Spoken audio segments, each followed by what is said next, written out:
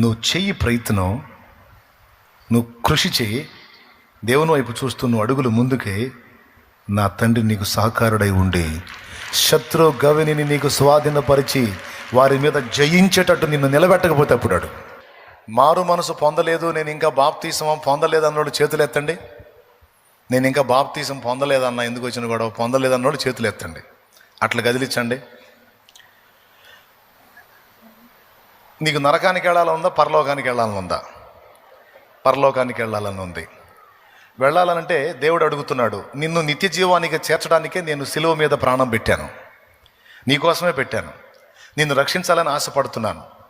నువ్వేం చేయొద్దు, పైసలు ఇవ్వద్దు, ఒంటికి చాకిరొద్దు, చిన్న ప్రయత్నం, నా నామమందు విశ్వాసం ఉంచి మారు మనసు పొంది పాపాలన్నీ కడగబడి నిమిత్తం బాప్తిస్మం పొందు.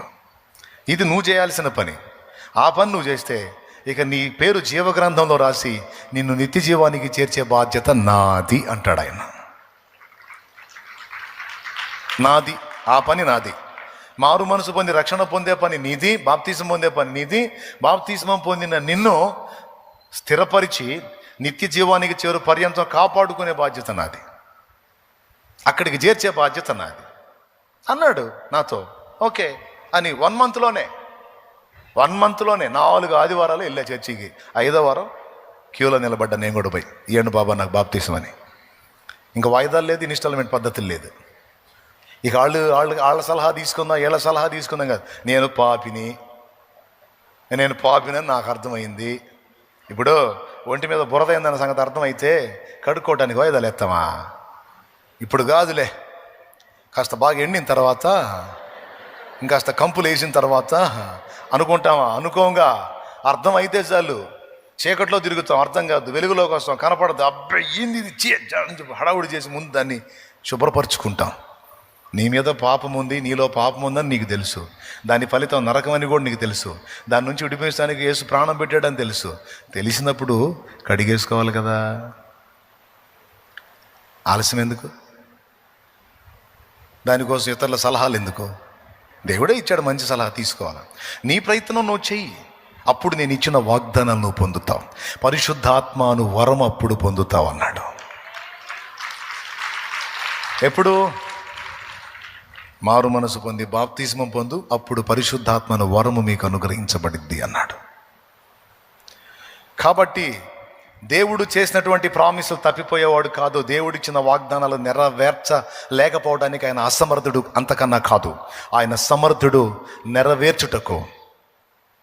ఎందుకు నెరవేరట్లేదు అంటే ఉన్నాయి మన లోపాలు.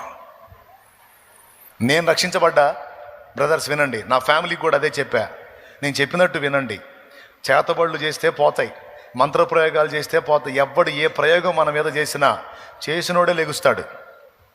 నా మాట వినండి. ముందు ఆ పాపాలన్నీ కడగబడి నిమిత్తం ముందు రండి, బాప్తీసం పొందండి అని వాళ్ళకి పిలుపునిచ్చా. చిన్నగా వాళ్ళు కూడా లైన్లోకి వచ్చారు. నేను ముందు పొందాను, తర్వాత వాళ్ళు కూడా పొందారు, మేము మొత్తం పొందాం. నిజంగానే మా మీద ప్రయోగతంతో చేశారు. చేసిన వాళ్ళకి స్టార్ట్ అయింది. ఇక మమ్మల్ని యేసు రక్తంలో కడిగేశాడు కదా, ఇక ఏ మంత్రం పనిచేయదు. హల్లెలూయా.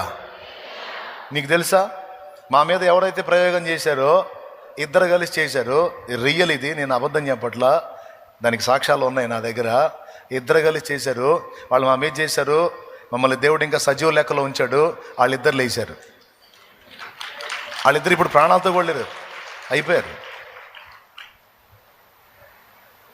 మరేందనుకున్నా, యేసు ప్రభు నమ్మి బాప్తీసం పొందినోడు జోలికి రావటం అంత తేలిక కాదు, పోతారు. వాడు ఎంత సీనియర్ అయినా సరే, వాడు ఎలాంటి దాన్ని ప్రయోగించినా సరే అవుట్. ఎందుకో తెలుసా, నా ప్రభువే మనకి అగ్ని ప్రాకారమై ఉంటాడు.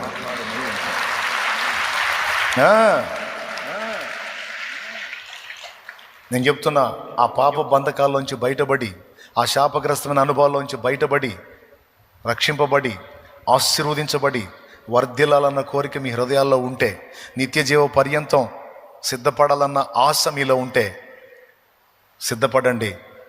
నమ్మి మారు మనసు పొంది బాప్తిస్మం పొందండి, నిత్య జీవానికి వారసులు కండి. నీ పని నువ్వు చేస్తే నా దేవుడి పని. అంతేగాని నేనేం చేయను అని కూర్చుంటే కష్టం. కాబట్టి ఇది మీకు అందరికీ క్లియర్గా అర్థమైందని నేను అనుకుంటాను. అన్నా నేను బాప్తిస్మం పొందుతానన్నా, ఇంకెందుకు వచ్చిన గొడవ, నేను సిద్ధపడతానన్నా అంటే నిన్ను బాప్తిస్మంలో నడిపించడానికి నేను కూడా సిద్ధం. అయితే పాప ఇప్పుడు సిద్ధపడి వచ్చి ఉండరు, అందరికీ నాకు బట్టలు ఏమన్నా ఇప్పుడు తీసుకోవాలని ఉంది, కానీ ఇప్పుడు కష్టం అన్న. ఓకే, ఏం టెన్షన్ పడద్దు. ఈ నెల ఆఖరిలో బాప్తిస్మాల కార్యక్రమం ఉంటుంది. తప్పనిసరిగా ఓ జత బట్టలు తీసుకొని రా. నిజంగా నీకు రక్షణ పొందాలంటే ఈ నెల చివరిలో వచ్చే బుధవారం పగటి వేళ 10ంటికి బాప్తిస్మాల కార్యక్రమం జరిగిద్ది. నువ్వు ఏ ఊరిలో ఉన్నా, ఏ దేశంలో ఉన్నా, ఏ రాష్ట్రంలో ఉన్నా, ఏ పట్టణంలో ఉన్నా, ఏ పల్లెలో ఉన్నా, నిజంగా రక్షణ పొందాలి అనుకుంటే రా, ఓ జత బట్టలు తీసుకొని రా. ఈ నెల చివరి బుధవారం, ఇంకెన్ని రోజులు? కొద్ది రోజులే. ఈ కొన్ని రోజుల్లో నీ పాపాలు ఒప్పుకొని సరిదిద్దుకొని లింకులు తెంచుకొని, స్తోత్రం ఏంటి, లింకులు తెంచుకొని పాపంతో అనుబంధాలు తెంచేసుకొని ఫిక్స్ అయిపోయి ఈ నైట్ ఫిక్స్ అయిపో. ఈరోజు దేవుడు నాతో మాట్లాడేది, ఇక ఎట్టి పరిస్థితుల్లో ఇక నేను పాపంలో కొనసాగకూడదు, నేను రక్షింపబడాలి, నేను పరిశుద్ధుల్లో పరిశుద్ధుడుగా, పరిశుద్ధురాళ్లలో పరిశుద్ధురాలిగా చేర్చబడాలి, నేను యేసు సొత్తుగా స్వాస్థ్యంగా మార్చబడాలి అని ఫిక్స్ అయిపో. ఇక ఈ మధ్యలో రోజులు ఉన్నాయి కదా, ఈ 16 రోజుల్లో అన్ని బ్యాలెన్స్ చేసుకో. ప్రభునామంలో ప్రార్థన చేయి, మారు మనసు పొందు, సిద్ధపడు. బుధవారం పొద్దునే బయలుదేరి రా. దూరం ఊరు అనుకో, మంగళవారమే రా. ఇంకా దూరం అనుకో, ఆదివారం రా. దేవునికి స్తోత్రం, హల్లెలూయా. ఏం పర్లా, ఫుడ్ దొరికింది ఇక్కడ. ఇంత పెద్ద మందిరం ఉంది, ఏడ వండుకున్నా ఎవరు కదిలించరు.